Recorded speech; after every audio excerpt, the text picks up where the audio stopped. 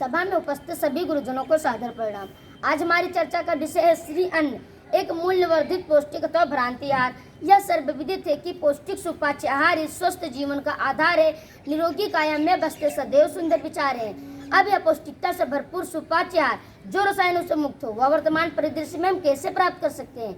इस प्रश्न का ही उत्तर है श्री अन्न। श्री अन्न को देवान्न सुपरफूड भी कहते हैं। इसके उच्च पोषण मूल्य के कारण इसे न्यूट्री अनाज भी कहा जाता है। श्री अन्न योजना में कुछ इस प्रकार शामिल अन्न है, जैसे बाजरा, ज्वार, रागी, कंगनी, सावा, कोदो, चीना और कुटकी आदि इसमें मोटे अनाज आते हैं। भारत के आग्रह पर संयुक्त राष्ट्र संघ ने श्री अनाज के पौष्टिकता व महत्व को देखते हुए वर्ष 2023 को मोटे अनाज का अंतर्राष्ट्रीय वर्ष घोषित किया गया है। श्री अन्न अन्य अन्नों से पोषण में बेहद फायदेमंद होता है और हमारे श्री अन्न में उच्च मात्रा में फाइबर कंटेंट और अच्छी मात्रा में प्रोटीन और सभी आवश्यक अमीनो एसिड, अच्छे कोलेस्ट्रॉल औषधीय महत्व रखते हैं।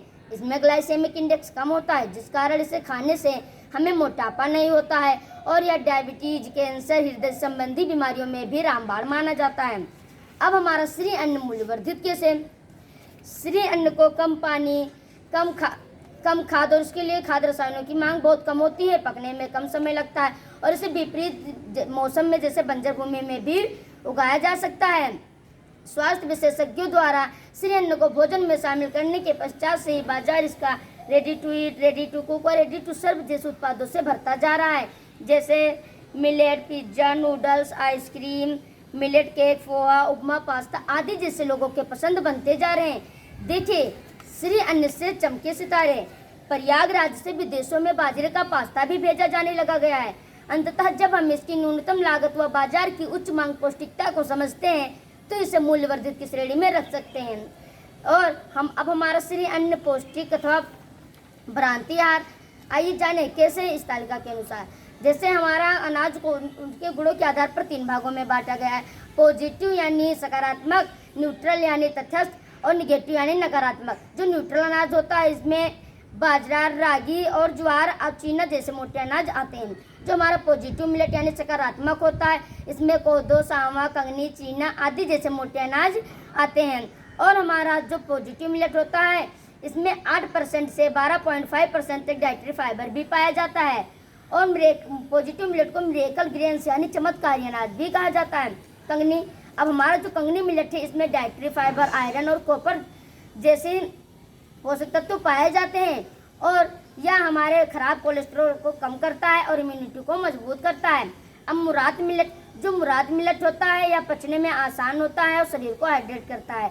इसमें मैग्नीशियम पाया जाता है जो हमारे शरीर में जो हार्ट अटैक की परेशानी होती है उसे कम करता है और यह ग्लूटेन फ्री तथा नॉन एलर्जिक भी होता है। कुटकी vitamin B, calcium, iron, zinc और पोटेशियम जैसे खनिजों का समृद्ध स्रोत है। यह फिटनेस के लिए बहुत फायदेमंद होता है। कोदो हमारे पचने में आसान है, एंटीऑक्सीडेंट से भरपूर है। यह जोड़ों के दर्द और घुटने के लिए बेहद फायदेमंद होता है। अब हमारा बर्नयार्ड यानी सावा मिलेट, जो सावा मिलेट होता है इसमें यह वजन घटाने के लिए बेहद फायदेमंद होता है। इसमें उच्च मात्रा में फाइबर पाया जाता है और यह कैल्शियम और फास्फोरस का भी समृद्ध स्रोत है। यह प्राचीन अन्न खाकर ही हमारे दादा दादी, नाना नानी 70-80 की उम्र में भी खेतों से बोझे ढोते थे। अब हमारा NCBI अर्थात national centre for biotechnology information के द्वारा श्री अन्न का अन्य प्रचलित अन्नों से प्रति 100 ग्राम खाद्यान्न गेहूं चावल से तुलनात्मक अध्ययन किया गया है।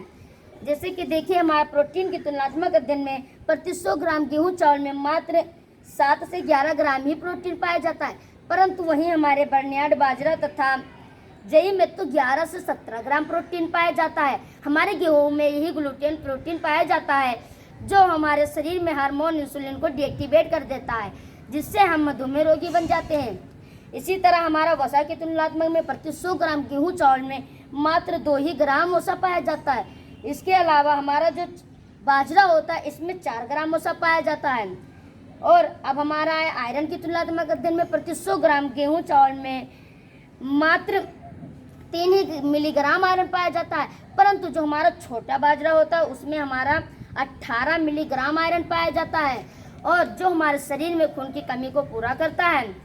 अब हमारा महत्वपूर्ण अमीनो अम्ल जो प्रोटीन निर्माण व मस्तिष्क शक्ति बढ़ाने में सहायक होता है, इसकी उपस्थिति में भी श्री अन्न श्रेष्ठ है। इसके अतिरिक्त